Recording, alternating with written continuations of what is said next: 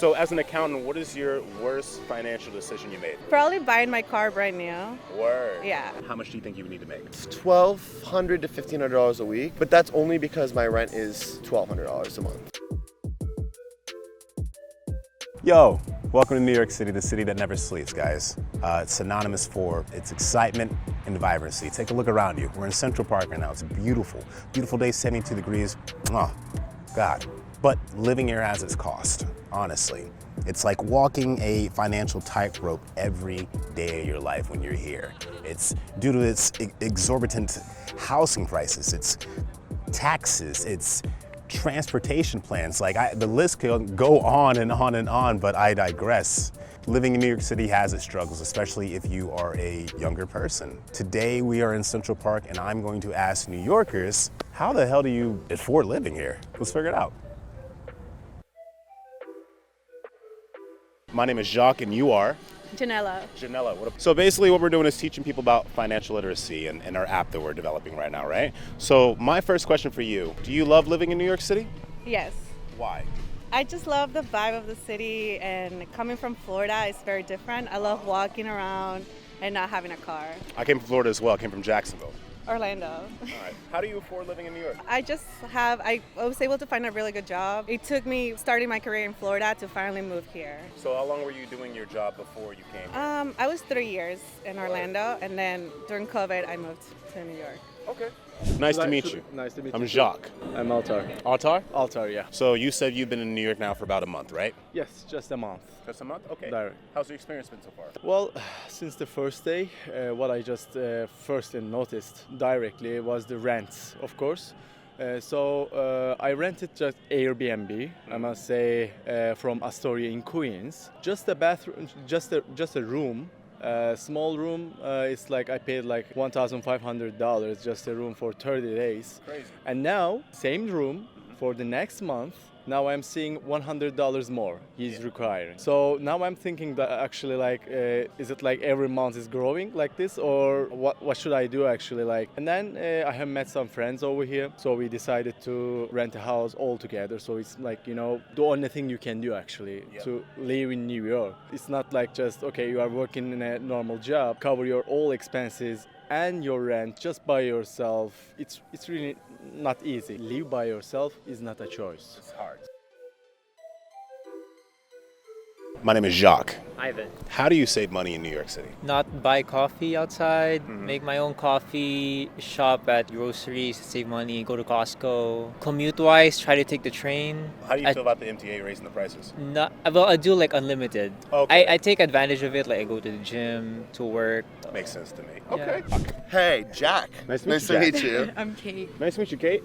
How do you save money while you live here? How do you live in New York? That is the gag. It's funny that you asked because we were literally just talking about this. Well, I'm an artist, like I'm a content creator, comedian, and so like I work a zillion jobs. Like I have part-time hustle, I have 2 in-person part-time hustles. I would say for me personally right now, I don't really save money. I like accumulate my needs for like the next month or 2. So like I'll have my rent saved, but it's not like I'm gonna save that forever. Like it's going somewhere.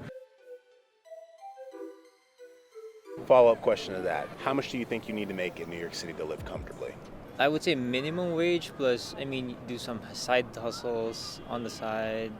Yeah, to make it more, like, so that you're just not living by the means. You're still able to do your hobbies, pay bills. If you have kids, that's even more, so. Makes sense to me. No, you're saying the right things, man. To live here comfortably, How much do you think you would need to make? Oh man. If I didn't change my circumstances, like if I didn't upgrade to a nicer apartment, I think I could live very comfortably, as in have a social life, go out, do things, buy stuff without being super stressed about it. Right. It's $1,200 to $1,500 a week, but that's only because my rent is $1,200 a month. So it makes a hell of a difference, right? It makes a hell of like if I lived in Midtown, I'd probably need like $100K at least per year. That's everybody else's answer. What financial advice would you give them? Definitely invest in index funds with Vanguard or something that has low fees. That's like what I invest in. And definitely try to get into real estate. So I do have a condo, and that has like been cash flowing for a little bit. So that's the best financial, For people that are watching, right? They're usually like a younger crowd. Yeah. Is there any advice you would give them for their finance growing up and how they should save or spend? I'm actually like a worker. I have been working since I've graduated from the university. So I'm 27 years old right now. I have been working like over 4 years already. And I have an experience in Europe, living in Europe, living in Russia, living in Asia, and living in Turkey as well. So I can little bit compare the expenses and how you need to manage all of that. So the first thing, of course, as soon as you graduated, best thing you can do is improve yourself, whatever your field is, and just go ahead and don't stop. Don't just sit at home and just start working. It will, because all the time, grow yourself by working, but not just by sitting at home. The best advice will be probably just be careful spending money outside. Take your money for the rent and then forget it, and then the rest of the money spend at the outside, in the restaurants. You should be really in the bar, should be really considering, and this is by little, the end of the month you have a huge expenses. Okay, last question for you, Evan.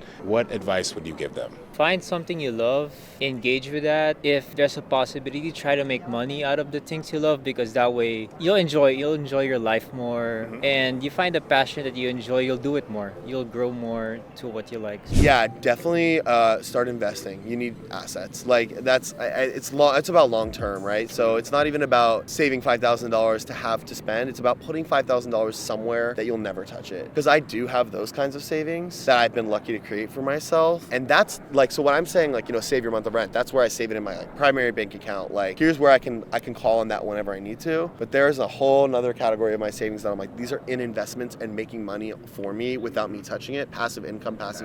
I was, at a time when I was more financially fruitful, working a lot in TV and film last year, #the strikes. But when I was putting away $500 every other week into those accounts and building the principal that I had to invest with, and I still haven't touched that money. So it's all still there, but I don't think about it I have that to draw on if I need to. No, I got to make more money now, so I don't touch that, because that has to stay. Hey, if you ever need extra cash, try Pawns.app. It is an online income source generator that uses your unshared internet connection, or you can complete paid surveys online to create money in your pocket. I'm talking up to $166 a month, up to $2,000 a year, and it's 100% free and 100% legitimate.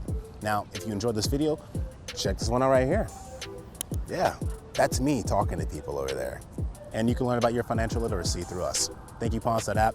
Thank you, people. Make sure you like, share, subscribe, and hit the bell notification if you want to see the next one. Peace.